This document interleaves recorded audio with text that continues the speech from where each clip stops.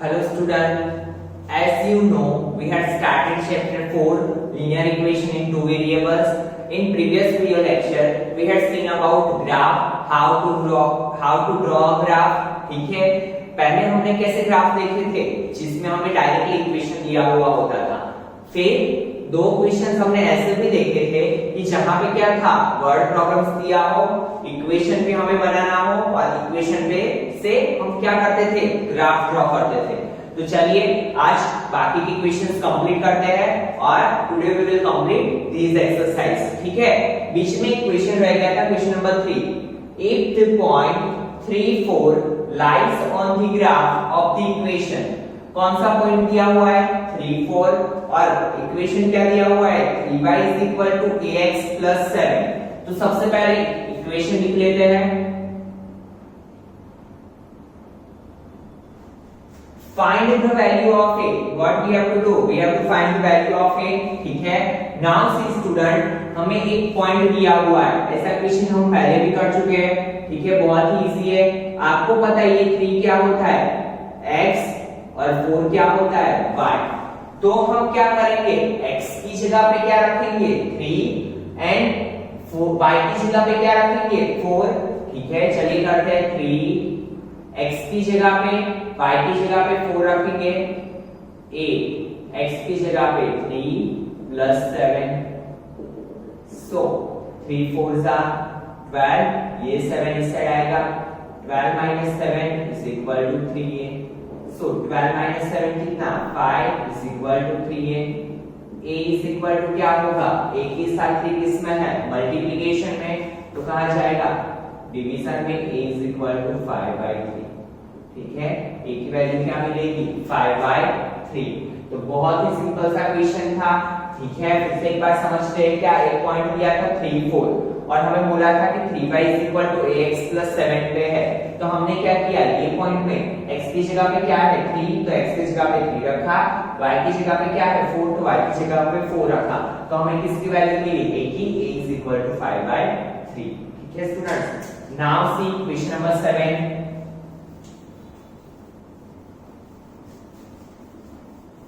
चलिए देखते हैं क्या दिया हुआ है। Yamini and Fatima, 2 students of class 9 of a school, together contributed ₹100 towards the prime minister's relief fund. दो गर्ल्स थी, Yamini and Fatima, 9th class की। दोनों ने क्या किया, टुगेदर मींस दोनों ने साथ में मिलके ₹100 का फंड दिया, किसमें, प्राइम मिनिस्टर्स रिलीफ फंड में, to help the earthquake victims. Write a linear equation which satisfies the data and also draw the graph for same। हमें इक्वेशन भी लिखना है और क्या करना है, उसका ग्राफ भी ड्रॉ करना है। Now see student, यहाँ पे हमें पता नहीं है कि यामिनी ने कितने पैसे दिए, फातिमा ने कितने दिए। ठीक है, तो सपोज कर लेते हैं। चलिए क्या करेंगे, मैथ्स में एक चीज बहुत ही अच्छी होती है, जब पता नहीं होता तो हम क्या कर लेते हैं सपोज। तो suppose Yamini contributed x rupees and Fatima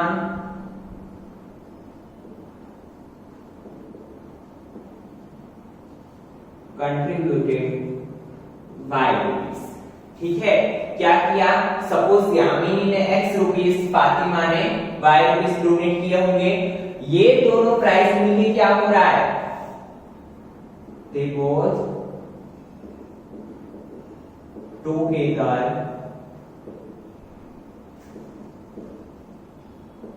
contributed ₹100। ठीक है, तो अभी क्या करेंगे, x + y = 100। ठीक है, ये दोनों के प्राइस मिलते क्या हो रही है 100, तो हमारा इक्वेशन तो हमारे पास आ गया। बट ग्राफ ड्रॉ करने के लिए हमारे पास क्या होना चाहिए, कोऑर्डिनेट्स कैसे मिलेंगे, सॉल्यूशन फाइंड करने पड़ेंगे। तो हम क्या करते हैं, कोई भी एक वेरिएबल को एक साइड रखते हैं, 100 - y को हमने इस साइड ले लिया, तो प्लस का क्या हो गया माइनस, तो क्या हो गई value, so x = 100 - y। Now see student, x is equal to 100 minus y आ गया। अभी अगर आपने यहाँ पे 1 2 3 ऐसी वैल्यू ली तो आपकी वैल्यू बहुत बड़ी बड़ी आएगी। 100 माइनस 1 तो 99, 100 माइनस 2 तो 98। ऐसे एक वैल्यू बहुत छोटी, एक वैल्यू बहुत बड़ी, तो हम बैलेंस करने के लिए क्या करेंगे, थोड़ी बड़ी बड़ी वैल्यू लेंगे। कैसे? सपोज वैल्यू आप चाहे जो भी हो वो ले सकते हो, ठीक है, बट हम अपने कंफर्ट के लिए क्या लेंगे, ऐसे वैल्यूज लेंगे। y इज इक्वल टू 30 ले लो, so x is equal to क्या होगा, 100 minus 30, that means 70। x is equal to 70, ठीक है। यहाँ पे बॉक्स बना के सॉल्यूशन लिखते जाते हैं। x y, x की वैल्यू क्या है 70, y की क्या है 30, ठीक है। Now suppose y is equal to 50, तो x इज इक्वल टू क्या होगा, 100 माइनस 50, दैट मींस 50। x की वैल्यू क्या मिली, 50। x की वैल्यू क्या मिली, 50। कब? y की जब 50 होती है तब। उसके बाद suppose y is equal to 70, so x is equal to 100 minus y की जगह पे क्या है 70, so x is equal to क्या होगा 30। x की वैल्यू क्या मिली 30, कब? जब y की वैल्यू क्या है 70, ठीक है। नाउ इसे ग्राफ पे डिनोट करेंगे। तीनों वैल्यू हमने ले ली। आप 20 40 60 भी ले सकते हो, 70 50 80 भी ले सकते हो, कोई भी वैल्यू आप सपोज कर सकते हो, आंसर सेम ही आएगा, ठीक है। नाउ ग्राफ ड्रॉ करते हैं, चलिए।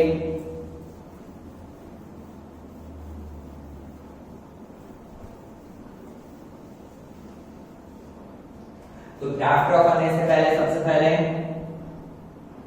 Vertical line, horizontal line, origin, it is x, it is x dash, it is y, it is y dash।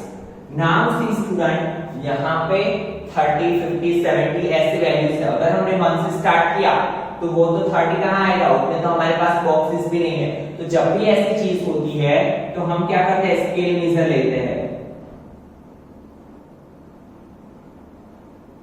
Scale major में क्या करेंगे हम, 1 centimetre is equal to 10 rupees. That means हम क्या करेंगे, 1 सेंटीमीटर पे हमने 10 का गैप रख दिया। दैट मींस 0 के बाद क्या स्टार्ट करेंगे हम, 10 20 30 40 50 60 70 इस हिसाब से। -10 -20 -30 -40 -50। यहाँ पे क्या होगा, 10 20 30 40 50 60, ठीक है। वैसे यहाँ पे देखो -10 -20 -30 -40 -50 -60, ठीक है।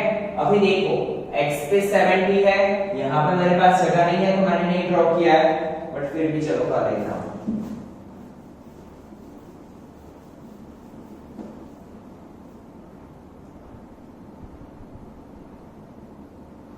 x पे 70 y पे 30, तो ये कहां पे आएगा, यहां पे आएगा ये पॉइंट। देन x पे 50 y पे 50, x का 50 y का भी 50। अभी ये रब कर रहा हूं मैं। देन x पे 30 y पे 70, x का 30 y का 70।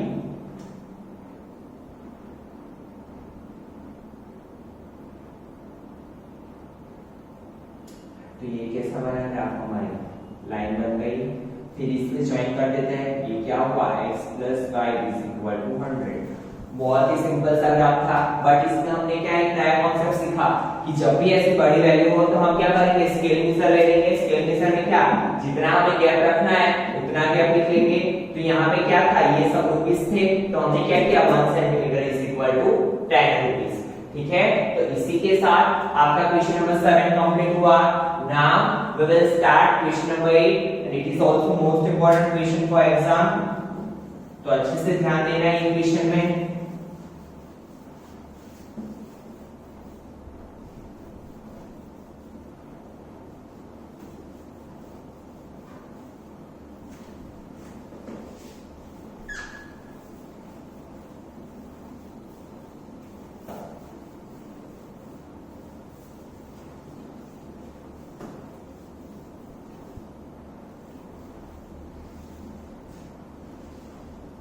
Now see क्या दिया हुआ है question. In countries like USA and Canada temperature is measured in Fahrenheit. हमारे वहां टेम्परेचर किस में मेजर किया जाता है? सेल्सियस में। बट यूएसए एंड कनाडा जैसे कंट्रीज में किस में मेजर किया जाता है? फ़ारेनहीट में। Whereas in countries like India it is measured in Celsius. Here is a linear equation that converts Fahrenheit to Celsius. हमें पहले से क्या दिया हुआ है? इक्वेशन दे दिया हुआ है। क्या इक्वेशन दिया है? देखिए F is equal to 9/5 C plus 32।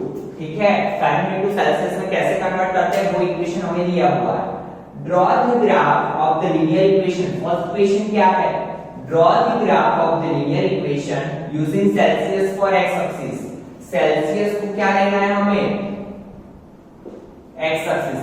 तो हमारी इजीनेस के लिए हम पेंसिल से, आपको क्या करना है एग्जाम के टाइम पे, ऐसे पेंसिल से x और यहाँ पे y एंड फ़ारेनहीट को y एक्सिस, ताकि आपको माइंड में रहे कि हमें c की जगह पे x की वैल्यू और f की जगह पे y की वैल्यू लेनी है। और ड्रॉ भी क्या करना है ग्राफ में?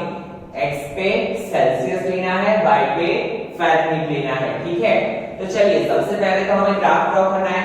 ग्राफ में हमें पहले से ही क्या दिया हुआ है? इक्वेशन दे दिया हुआ है। We have to just take the value and then denote the point on the graph paper.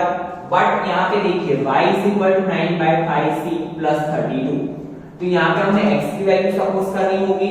But अगर देखो यहाँ पे आपने 1 सपोज किया तो 9 1 9 9/5, तो ये आपका पॉइंट में आएगा। तो आपका ग्राफ क्या हो जाएगा? कॉम्प्लिकेटेड। तो हम इसे थोड़ा इजी बनाने के लिए क्या करेंगे? देखिए यहाँ पे c की जगह पे, दैट मींस x की जगह पे ऐसी वैल्यूज लेंगे जो डिनोमिनेटर में है उससे डिविजिबल हो। दैट मींस यहाँ पे क्या है? डिवीजन में 5, डिनोमिनेटर में 5 है।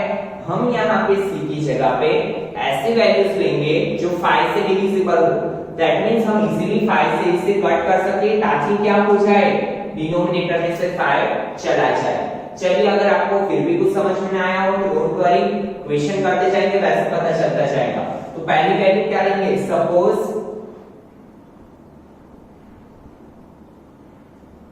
c is equal to 10। c की जगह पे 10 ले लिया। ठीक है, तो देखिए अभी f is equal to 9/5 c की जगह पे 10 plus 32, तो 5 2s are 10।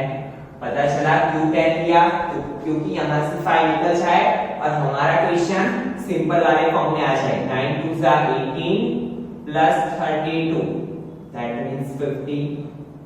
तो f की वैल्यू क्या मिली हमें? 50। ठीक है, यहाँ पे बॉक्स करते जाते हैं हम।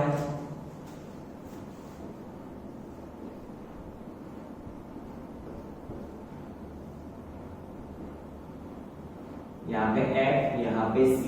ठीक है, f क्या मिला? 50, जब c क्या था? 10। ठीक है, पता चला students. Now suppose c is equal to -10 ले लेते हैं। चलिए, तो f is equal to क्या मिलेगा? 9/5 -10 plus 32, 5 2s are 10, 9 2s are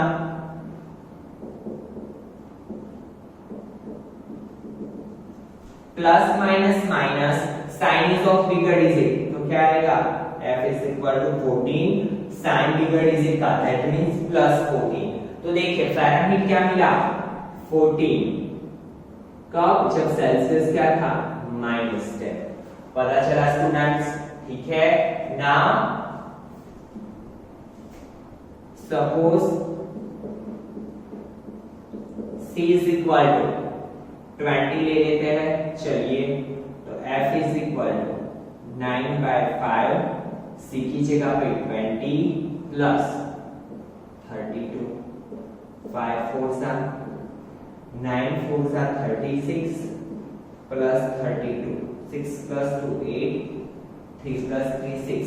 तो क्या मिला, जब सेल्सियस 20 है तो फ़ारेनहीट क्या मिला 68। ठीक है, पता चला यहाँ तक। आई होप यहाँ तक क्लियर हुआ होगा। और हमने ऐसी वैल्यू क्यों सपोज की, आपको 2 3 4 जो भी लेना है ले सकते हो, बट अगर आपने 2 3 4 ऐसी वैल्यू ली तो आपको ये आंसर किसमें मिलेगा, पॉइंट में, और पॉइंट दिखाना आपके लिए थोड़ा टफ हो जाएगा। तो हमने कैसी वैल्यू ली जो 5 से डिविजिबल हो वो। अभी मैं ये कैलकुलेशन को रफ कर लेता हूं और इस यहाँ पे हम ग्राफ ड्रॉ करेंगे। ठीक है स्टूडेंट्स,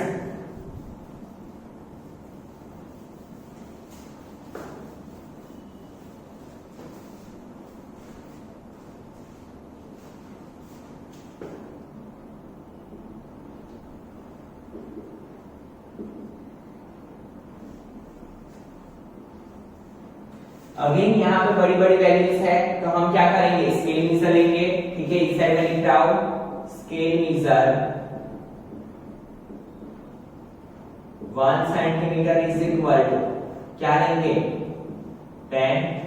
ठीक है, 10 यूनिट्स ले लेंगे। यहाँ पे हम यूनिट्स लिखेंगे क्योंकि यहाँ पे फ़ारेनहीट दिखाना है, यहाँ पे सेल्सियस दिखाना है। ठीक है, तो अभी देखिए, चलिए 0 यहाँ पे पहले x डैश y minus 10 20 30 40 50 60 70 10 20 30 40 50। ठीक है, यहाँ पे लिख लेते हैं 60 70 -10 -20 -30 -40 -50 -60 -10 -20 -30 -40 -50 -60। ठीक है, नाउ सी फर्स्ट क्या दिया हुआ है 50 एंड 10, बट सेल्सियस पे क्या देखना है हमें, एक्स एक्सिस। तो 10 कहां पे देखेंगे, एक्स एक्सिस पे, 10 यहाँ पे 50 यहाँ पे। तो फर्स्ट पॉइंट कहां पे आएगा हमारा, यहाँ पे x पे 10 y पे 50। देन सेकंड 14 एंड -10, 14 कहां पे देखना है, फ़ारेनहीट पे, दैट मींस y पे। तो 14 कहां पे होगा, तो देखिए 10, अगर आपका ग्राफ 10 लाइन का है तो आपको क्या करना होगा, 1 1 इज इक्वल टू 1 11 12 13 14, जो फोर्थ नंबर की लाइन होगी वहां पे ड्रॉ करना होगा। और अगर आपका ग्राफ 5 लाइन का है तो एक लाइन की यहाँ पे 10, यहाँ पे 12 14 16 18 और यहाँ पे 20 हो जाएगा। ये वाली लाइन आपकी 20 की हो जाएगी। तो आप अगर आपका 5 लाइन का ग्राफ है तो सेकंड नंबर की लाइन पे आपका 14 आएगा। अगर आपका ग्राफ कितने लाइन का है, 10 लाइन का, तो आपका कहां पे आएगा, 14 फोर्थ लाइन पे। ठीक है, तो यहाँ पे मिडल में हम कर लेते हैं, कब, जब x क्या हो -10, x -10 तो यहाँ पे होगी। then C20 F68, ये 20 है, यहाँ पे 68, तो 68 अगर 10 लाइन का ग्राफ है तो आपका जो 1 नंबर की लाइन होगी 60 और 70 के बीच में 1 नंबर की लाइन होगी वो 68 होगी। और अगर आपका ग्राफ 5 लाइन का है तो आपकी जो फोर्थ लाइन होगी 60 और 70 के बीच में वो क्या होगी 68। दैट मींस यहाँ पे 20, यहाँ पे 68। ज्वाइन करो ये ग्राफ को। ठीक है, तो हमारा पहला क्वेश्चन इसी के साथ कंप्लीट हो गया ग्राफ ड्रॉ करने का। ठीक है, बहुत ही इजी था जैसे हम करते थे वैसे। और ऊपर से यहाँ पर बेनिफिट था कि हमारे पास पहले से क्या था, इक्वेशन दिया हुआ था। Now second question, if the temperature is, अभी इसमें सिर्फ हमें सॉल्यूशंस फाइंड करना है, ग्राफ का काम हमारा कंप्लीट हो गया।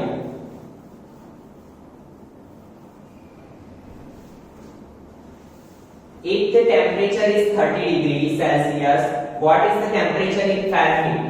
सेल्सियस में दिया हुआ है क्या 30 डिग्री, फाइंड क्या करना है फ़ारेनहीट। ठीक है, अगेन इक्वेशन लिख लेते हैं, हमारा क्या है F is equal to तो अभी c की जगह पे क्या दिया हुआ है हमें 30, तो c की जगह पे क्या रखेंगे हम प्लस 32, 5 6 30, तो f is equal to 9 6 54, 4 plus 2 6, 5 plus 3 8, कितना मिलेगा फ़ारेनहीट 86। ठीक है, फिर से एक बार समझिए क्या दिया था हमने, सेल्सियस दिया था 30 डिग्री, तो c की जगह पे क्या रखा हमने 30, फाइंड क्या करना था फ़ारेनहीट, जस्ट हमने क्या किया वैल्यू पुट अप की जो चीज दी थी उसकी, तो हमें क्या मिला 9 6 54, 54 प्लस 32 दैट मींस 86। ठीक है, उसके बाद देखिए second third question, if the temperature is 95 degree Fahrenheit what is the Celsius, इस बार क्या दिया हुआ है फ़ारेनहीट, और फाइंड क्या करना है हमें 95 डिग्री फ़ारेनहीट, और फाइंड क्या करना है हमें सेल्सियस। ठीक है, नाउ सी वैल्यू रखते हैं इक्वेशन में, f is equal 9/5c plus 32, f की जगह पे 95, c तो हमें फाइंड करना है प्लस 32। अभी देखिए इसका सिंपलीफिकेशन कैसे करेंगे, तो सबसे पहले ये प्लस 32 इस साइड आएगा, तो इट विल बिकम माइनस 32,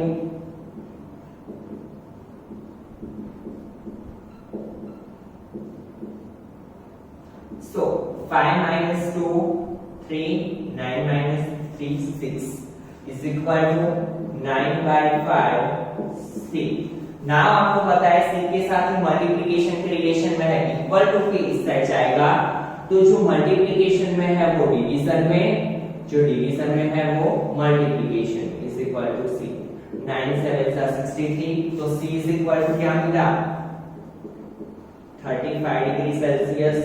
ठीक है, अगर हमारा टेम्परेचर 95 है तो सेल्सियस क्या मिलेगा 35। क्या किया हमने, सिर्फ और सिर्फ f की जगह पे वैल्यू पुट अप की जो 95 थी, एंड देन सिंपलीफिकेशन। उसके बाद fourth number, if the temperature is 0 degree Celsius what is the temperature in Fahrenheit, and if temperature is 0 degree Fahrenheit what is the temperature in Celsius.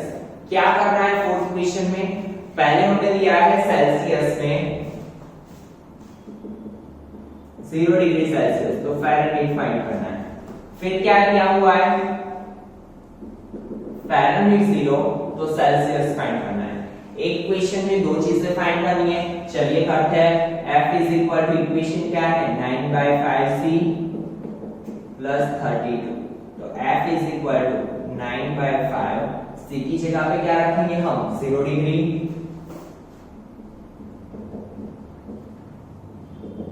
Zero के साथ किसी भी digit का multiplication, answer क्या आता है, तो फ़ारेनहीट कितना मिला 32, कितना मिला फ़ारेनहीट 32, पता चला f is equal to 9/5c plus 32, Celsius क्या रखा 0, तो 9/5 into 0 0 0 प्लस 32 क्या मिलेगा 32। नाम फ़ारेनहीट की जगह पे 0 रखते हैं, तो 0 इज इक्वल टू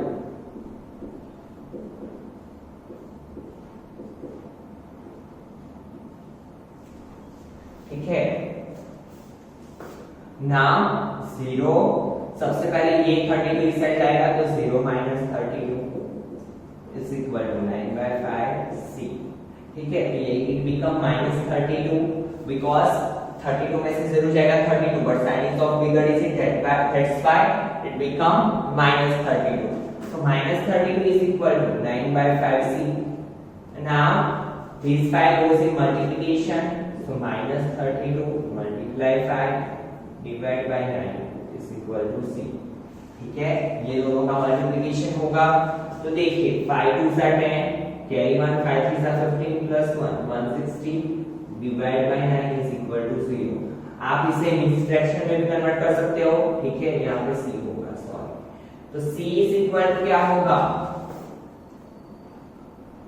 देखिए मिक्स्ड फ्रैक्शन में कैसे कन्वर्ट किया जाता है, 9 1 9 9 7 63 7, तो क्या होगा यहाँ पे 9 यहाँ पे कर रहा हूं मैं C is equal to minus 9 17 और यहाँ पे क्या आएगा 7, ठीक है। या फिर आप पॉइंट में भी कन्वर्ट कर सकते हो और यहाँ तक भी आंसर रख सकते हो, ठीक है। फिर से देखिए क्या दिया था, यहाँ पे 0 डिग्री सेल्सियस दिया था, फ़ारेनहाइट फाइंड करना था।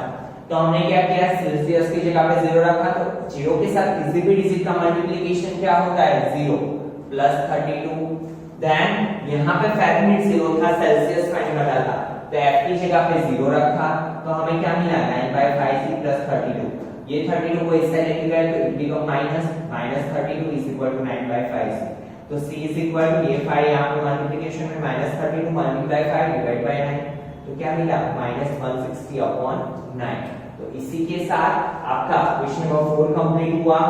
Now last question, is there a temperature which is numerically same in both Fahrenheit and Celsius?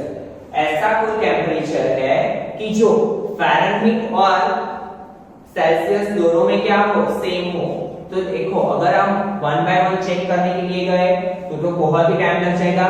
तो आपको आज का मैं ये वर्क देता हूं कि आपको -40 पे चेक करना है। पहले क्या करना है, -40 रखना है, f की जगह पे देखना है c में क्या आंसर मिलता है, एंड देन c में -40 रखना है और देखना है कि फ़ारेनहाइट में क्या आंसर मिलता है।